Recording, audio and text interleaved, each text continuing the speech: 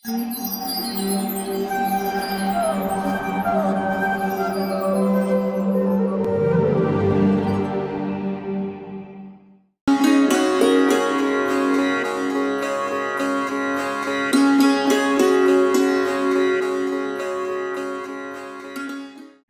कृष्णा। आज के कार्यक्रम में आप सभी का हार्दिक स्वागत है। आज हमारे वक्ता हैं श्रीमान रुक्मिणी चरण प्रभु जी। श्रीमान रुक्मिणी चरण प्रभु जी सन 1998 में अंतर्राष्ट्रीय कृष्ण भावनामृत संघ इस्कॉन के संपर्क में आए। पुणे कॉलेज से अपना अध्ययन पूर्ण करने के पश्चात सन 2002 में उन्होंने इस्कॉन के संस्थापकाचार्य भक्ति वेदांत स्वामी श्रील प्रभुपाद के प्रिय शिष्य परम पूज्य गोपाल कृष्ण गोस्वामी महाराज से दीक्षा प्राप्त की। तत्पश्चात वे मंदिर के संचालन कार्यों में अपना सहयोग देते रहे व अनेक प्रचार कार्यों की भी अगुवानी की। सन 2006 में अपना संपूर्ण जीवन कृष्ण भावनामृत के प्रचार प्रसार करने हेतु उन्होंने आजीवन ब्रह्मचर्य आश्रम स्वीकार किया। बुक डिस्ट्रीब्यूशन तथा धामों की यात्रा कराने के साथ साथ वर्तमान में प्रभु जी भक्ति में अग्रसर होने हेतु इच्छुक भक्तों को आवश्यक मार्गदर्शन भी प्रदान करते हैं। तो आइए श्रवण करते हैं श्रीमान रुक्मिणी चरण प्रभु जी के श्रीमुख से। धन्यवाद। हरे कृष्णा। हरे कृष्णा। इस आगे की कथा को हम यहाँ कंटिन्यू कर रहे हैं, अमरीश महाराज की कथा को, और आप सभी दर्शक जो हैं बहुत सुंदर तरीके से इसे सुन रहे हैं, श्रवण कर रहे हैं। तो इस अमरीश महाराज की कथा को हमारे जीवन में किस तरह से उतारना है, अनेक अनेक सीरीज में हमने आपको बताया है। तो अमरीश महाराज जो थे वो राजा तो थे, लेकिन साथ साथ में भक्त भी थे। इस तरह से अपने कार्यों को करते हुए कैसे भक्ति में रहा जाए, ये भी एक बहुत बड़ा उदाहरण है। तो राजा अमरीश ये एक बार अपने कुछ हजार पत्नियों के साथ रहते थे और हर जगह जाते थे, मिलते थे सबसे। एक स्त्री थी, उनका इच्छा हो गया कि मैं अमरीश महाराज से विवाह करूं, और क्योंकि राजा की अनेक पत्नियां होती है तो फिर उस स्त्री ने एक पत्र लिखा, और पत्र लिखने के बाद राजा के पास वो पत्र पहुंचा। तो राजा ने उस पत्र को पढ़ने के बाद कहा कि ऑलरेडी मैं विवाहित हूं, तो मुझे और विवाह करने की आवश्यकता नहीं है। इसलिए उस पत्र को उन्होंने रिजेक्ट कर दिया। रिजेक्ट करने के बाद उस लड़की ने दोबारा पत्र लिखा। तो पहले पत्र को रिजेक्ट करने का कारण ये था कि शायद उस स्त्री के पत्र के भाव को राजा समझ नहीं पा रहे हैं। हाँ, राजा ने सोचा कि शायद ये मेरे प्रॉपर्टी के लिए शायद विवाह कर रही है, मेरे धन से विवाह कर रही है, लेकिन ऐसी बात तो थी नहीं। उस स्त्री ने दोबारा पत्र लिखा और कहा कि मुझे आपके धन और वैभव से कोई इतना आकर्षण नहीं है। तो विवाह इसलिए करना चाहती हूँ क्योंकि आप भक्त हैं और मुझे भक्त पति चाहिए। तो इस तरह से उस स्त्री ने जब दूसरा पत्र लिखा तो अमरीश राजा ने उस पत्र को स्वीकार करते हुए उस स्त्री से जो है विवाह कर लिया। तब राजा ने जब विवाह कर लिया तो करने के उपरांत सेवा पूजा में उनकी हाथ बटाने लग गई। हो कोई भी सेवा पूजा होती थी, कोई सेवा होती थी तो उसमें वो हाथ बटाती थी, उनकी सेवा करती थी, उनको मदद करती थी। तो इस तरह से राजा को जो है एक बहुत अच्छे तरीके से एक सेवक के रूप में सेवा में सहयोग करने के लिए एक भक्त उनको मिल गया। तो बहुत अच्छी बात है।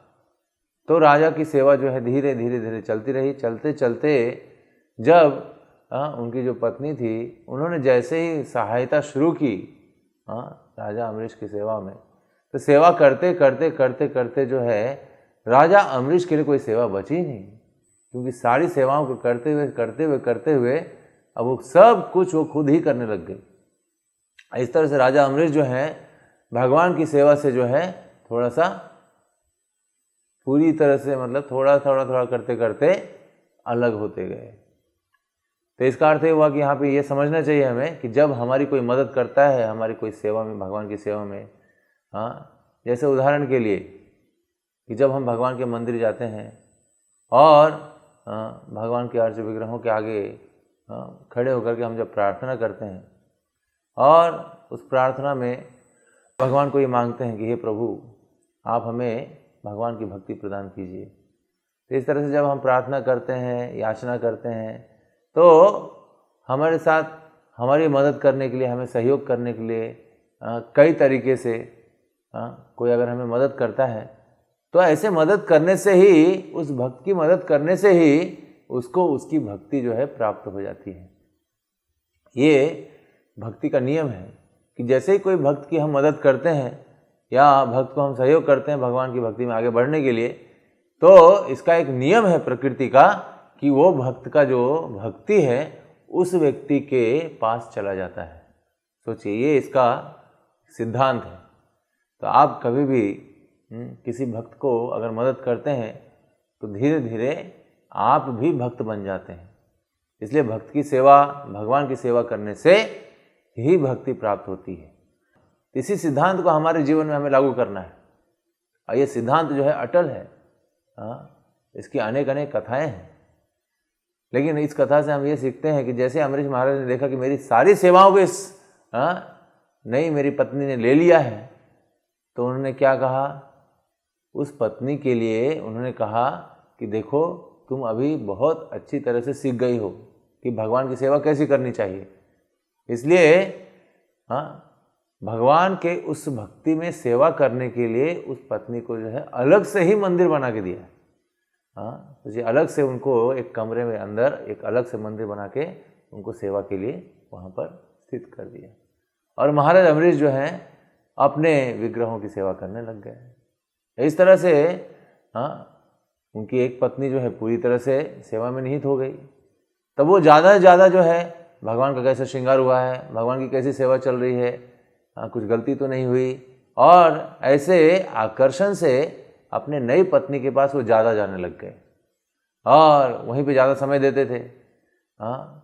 बात विचार करते थे, भगवान की कथाओं को और भगवान की सेवाओं को और ज़्यादा अप्रिशिएट करते थे और ज़्यादा उनका गुणगान करते थे और कैसे करना चाहिए इसके ऊपर डिस्कशन करते थे। तो इस तरह से उनकी पत्नी के साथ भगवान की सेवा में और क्या करना चाहिए और कैसे भगवान की सेवा करनी चाहिए, इस बात पर बहुत बड़ा डिस्कशन चलता था। तो ऐसे करते हुए अमरीश महाराज जो हैं अपनी नई पत्नी के साथ पूरी तरह से भक्तिमय जीवन बिता रहे थे। तो बाकी जो उनकी अनेक पत्नियां थी, 100 जो पत्नियां थी, उन्होंने सोचा कि पहले तो अमरीश महाराज आते थे हमसे मिलने के लिए, अभी तो आते ही नहीं है, अभी क्या हो गया। तो सारी पत्नियों ने देखा कि उनके साथ कोई नई पत्नी आई है और वो भक्त है, जप करती है, हरे कृष्णा कृष्णा कृष्णा हरे हरे, हरे राम राम राम हरे हरे। तो इस तरह से जप करती है और वो दोनों जो है भगवान की सेवा में लगे रहते हैं और उनको समय नहीं है कि और कहीं जाएं।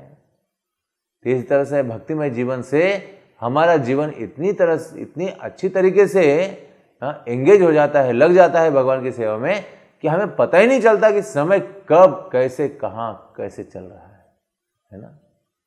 तो इस तरह से भगवान की भक्ति का सबसे बड़ा क्या है, बल है कि उस बल में इस संसार का जो समय है वो कैसे व्यतीत होता है, उसके कष्ट, उसके सुख दुख, ये कैसे होता है ये पता नहीं चलता। इसलिए आप जब भगवान की भक्ति करते हैं तो भगवान की भक्ति करने में, भगवान के गुणगान करने में, भगवान के सेवा करने में इतने व्यस्त हो जाते हैं कि ये समय कैसे पार हो जाता है, कैसे इतना साल बीत गया समझ में नहीं आता। इसी तरह से अमरीश महाराज का भी हो गया। और ऐसे करते हुए उन सारे पत्नियों ने सोचा कि ऐसे क्या चीज़ है कि अमरीश महाराज जो हैं वो कहाँ जाते हैं, अपनी पत्नी के पास जाते हैं। अपनी नई पत्नी के पास जाते हैं, वहीं रुकते हैं। क्या बात क्या है? तो सब लोगों ने चर्चा किया कि उनके घर में मंदिर है और वो महामंत्र का जप करते हैं, 16 माला और अनेक अनेक सेवाओं में भाग लेते हैं। तो सोचिए, जब ऐसा होने लग गया तो सारे जितने भी उनकी और पत्नियां थी उन्होंने कहा कि हम भी अपने घर में क्या उठाएंगे, मंदिर उठाएंगे, मंदिर बनाएंगे, भगवान के नाम का जप करेंगे, तिलक लगाएंगे, इस तरह से हम भी भक्ति करेंगे। तो ये सारे जितने भी उनकी पत्नियां थी उनमें पूरी तरह से चर्चा हो गई, और चर्चा होने के बाद उसका व्यवहारिक उसका तत्क्षण जो है क्या हुआ, सब लोगों ने अपने घर में मंदिर उठा लिया, सब लोग जप करने लग गए, सब लोग सेवा में भाग लेने लग गए। और ऐसा देख करके अम्बरीश महाराज ने जो एक ही पत्नी के पास जाया करते थे अपनी नई पत्नी के पास, अभी सारी पत्नियों के पास जाने लग गए, सबके घर में जाने लग गए। तो इस तरह से सबसे मिलने लग गए, और सबसे मिलने के बाद आगे जाकर के प्रजा, जो उनकी प्रजा थी, अभी प्रजा में ज़्यादा राजा आते जाते नहीं थे, तो प्रजा के जो मुखिया थे उन्होंने चर्चा की अपने प्रजा के जितने भी नागरिक थे, कहा कि पहले राजा आते थे, अभी आते नहीं है, क्या बात हो गया, ऐसी क्या चीज़ है कि वो आ नहीं रहे हैं। तो सारी प्रजा ने लिंक लगाया, भाई क्या हो रहा है यहाँ पे। तो देखा उन्होंने कि उन्होंने एक जो नई पत्नी से विवाह किया था वो भक्त बन गई, और उस भक्त बनने से सारी जितनी भी और पत्नियाँ थी वो भी भक्त बन गई, और वो अपने घर में क्या है, वो अल्टर बना लिया, नाम जप कर रही है, सेवा कर रही है, भगवान का भोग बना रही है, झाड़ू मार रही है, ये सब कार्य कर रही है, जिससे कि अम्बरीश महाराज बहुत प्रसन्न है और उनसे जाकर के मिलते हैं। तो प्रजा वालों ने ये निष्कर्ष निकाला कि हमें भी क्या करना चाहिए, अपने अपने घर में भगवान का ऑल्टर बनाना चाहिए और भगवान का नाम लेना चाहिए। इस तरह से प्रजा के सारे जितने भी सदस्य थे सब लोगों ने क्या किया, अपने अपने घर में ऑल्टर बनाया, भगवान के अर्च विग्रह स्थापित किए और भगवान का नाम लिया, भगवान की सेवा में पूरी तरह से संलग्न हो गए, और फिर राजा जो है प्रजा के बीच में भी आने लग गए। तो इस तरह से आगे जाते जाते राज्य के जितने भी नागरिक थे, प्रजा थे, सब लोग भगवान की भक्ति करने लग गए। हरे कृष्णा कृष्णा कृष्णा हरे हरे, हरे राम राम राम हरे हरे। तो देखिए ये कैसे चलता है, केवल एक स्त्री के कारण यहाँ पर उनकी सारी पत्नियां, सारी प्रजा, ये सब लोग अपने अपने घर में भक्ति कर रहे हैं। इसका कारण कौन बना, एक स्त्री। इसलिए स्त्री का एक बहुत बड़ा महत्व है इस संसार में। अगर एक स्त्री चाहे तो वो पूरे घर को जो है भक्त बना सकती है, और एक स्त्री अगर चाहे तो पूरे एक घर को, एक संसार को, एक समाज को जो है नरक बना सकती है। तो अगर वो स्त्री भक्त नहीं है तो बहुत सारी संभावनाएं हैं कि वो पूरी तरह से इस जगत को, इस घर को, इस समाज को जो है नरक बना देगी। लेकिन अगर कोई भक्त स्त्री है तो ये संभव नहीं है, और भक्त स्त्री के कारण ही सारा समाज, सारा परिवार, सारा देश सुखी हो सकता है। तो स्त्री की बहुत महत्ता है, और भक्त स्त्री की तो सबसे ज़्यादा महत्ता है। इसलिए सारे जितने भी माताएं हैं उन सब को जो है भगवान की भक्ति में आगे आना चाहिए, और हमें भगवान की भक्ति में आगे आकर के भगवान की सेवा में सबको लगाना चाहिए। सपरिवार सकुटुंब जब हम भगवान की भक्ति करेंगे तभी हम वास्तविक में अपने जीवन को बहुत ही सुंदर, स्वच्छ और बहुत ही सरल और आनंदित बना सकते हैं। तो हमें जीवन में अगर आनंद चाहिए तो आनंद कौन है, भगवान ही वो परम आनंद है। आनंदाम बुद्धि वर्धनम, अर्थात भगवान श्री कृष्ण की भक्ति करने से हमें जो आनंद प्राप्त होता है और कुछ करने से वो आनंद प्राप्त नहीं होगा। तो हम इन सारी कथाओं से, भागवतम की जितनी भी कथाएं हैं उन सारी कथाओं से हम यही सीखते हैं कि कैसे हम भगवान की भक्ति में आगे लगे। तो ये बहुत बड़ा एक लाभ है हमारे जीवन का कि हम भगवान की भक्ति में। तो भगवान की भक्ति में अगर कोई नहीं है तो आइए और भगवान की भक्ति को अपनाइए, शर्माइए मत, लेकिन आप भगवान की भक्ति में आगे आकर के और लोगों को जुड़ाइए, जिससे कि पूरा समाज, देश, परिवार, ये सब पूरा क्या हो जाएगा, भक्त बन जाएगा। और भक्त बनने के बाद इस कुंठ जगत को वैकुंठ बनाने के लिए हम एक सहयोगी बन जाएंगे। तो ये सब कृष्ण का ही जगत है, सब जगह कृष्ण विराजमान है, और सारे जितने भी स्थान हैं वो कृष्ण से रिक्त नहीं है, सब जगह कृष्ण है। तो कृष्णम वंदे जगत गुरु, ये कृष्ण जो है सबके रक्षा करते हैं और भक्त की रक्षा सबसे पहले करते हैं। भक्तो सेमि सखा चेति। अर्जुन को भगवान कहते हैं कि हे अर्जुन, तू मेरे परम प्रिय भक्त हो। तो ये भक्ति का जो एक आधार है वो कौन है? श्रीमती राधा रानी, जो एक स्त्री है। और राधा रानी के पास भक्ति का मूल तत्व है। इसलिए इस जगत में स्त्री की प्रधानता बहुत अधिक है। जहाँ पे स्त्री की पूजा, सम्मान, आदर न होता हो, वहाँ पे कोई भी चीज़ सफल नहीं हो सकती। यहाँ पे हम देखते हैं कि ये जो अमरीश महाराज हैं, एक स्त्री से विवाह करते हैं जो भक्त है, लेकिन उसी भक्त स्त्री के कारण पूरी प्रजा, पूरा समाज, पूरा देश भक्तिमय हो जाता है। तो केवल एक स्त्री के कारण।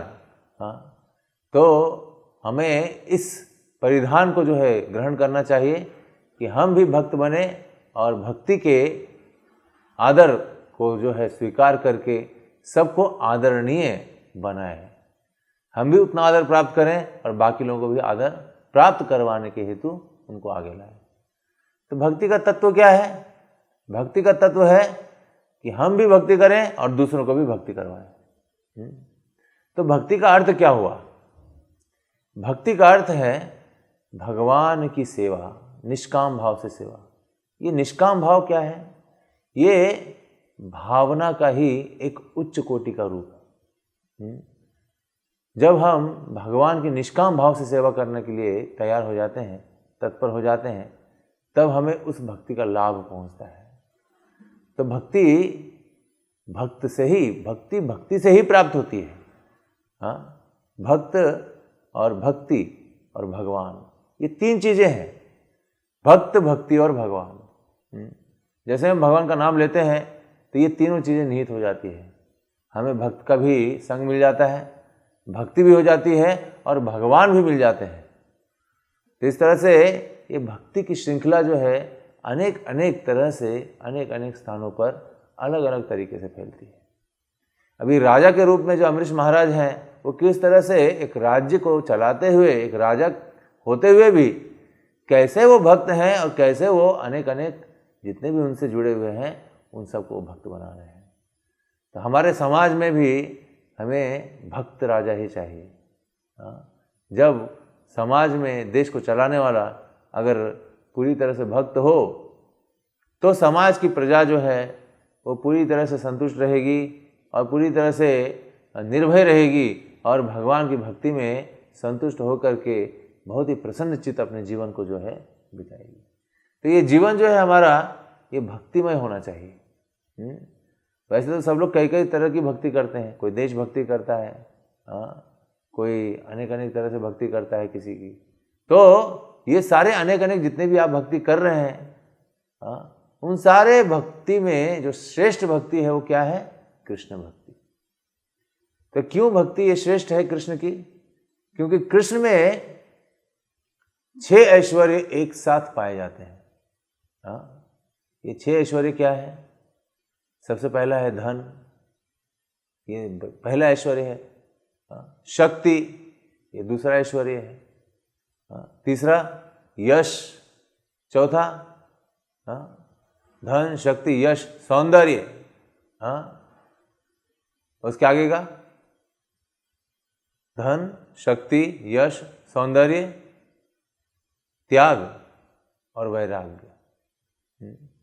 तो ये जो शक्तियां हैं भगवान की, जो 6 शक्तियां हैं, 6 ऐश्वर्य हैं, धन, शक्ति, यश, सौंदर्य, ज्ञान और त्याग, तो ये पूरी तरह से भगवान में निहित है। तो धन, शक्ति, यश, सौंदर्य, ज्ञान और त्याग। तो इस त्याग में ही वैराग्य है। जो त्याग होता है वो वैराग्य के माध्यम से ही होता है। ये वैराग्य का जो ऐश्वर्य है भगवान के पास है। धन का भी ऐश्वर्य है, यश का भी ऐश्वर्य है, किस तरह से भगवान यशवान है। तो इन सारे ऐश्वर्यों के निहित जब हम भगवान के ऐश्वर्य को गाते हैं तो भगवान उन सारे ऐश्वर्यों को उस भक्त को पूरी तरह से प्रकट करवा देते हैं। तो ये ऐश्वर्य की चर्चा हम आगे के कुछ एपिसोड में करेंगे। अभी इस ऐश्वर्य के माध्यम से जब कोई भक्त भगवान की भक्ति करता है और भगवान की भक्ति करने से ही उन सारे ऐश्वर्यों को प्राप्त कर लेता है, ये एकदम सरल तरीका है। हमें अनेक अनेक ऐश्वर्यों के लिए अनेक अनेक तपस्याएं करने की जरूरत नहीं है। केवल हम कृष्ण का नाम लेंगे तो उनके पास सारे ऐश्वर्य हैं और जो आपको चाहिए उस माध्यम से आपको वो प्राप्त हो जाएगा। तो भगवान आपको अगर अपनी सेवा में पूरी तरह से लगाने के लिए कोई ऐश्वर्य देना चाहते हैं तो क्यों नहीं देंगे, वो ज़रूर देंगे। हाँ, अगर कोई चीज़ नहीं चाहिए, वो ऐश्वर्य आपके भक्ति में बाधा आ रही है, तो वो ऐश्वर्य भी भगवान क्या करते हैं, वापस ले लेते हैं। देना है तो दे देते हैं, लेना है तो ले लेते हैं।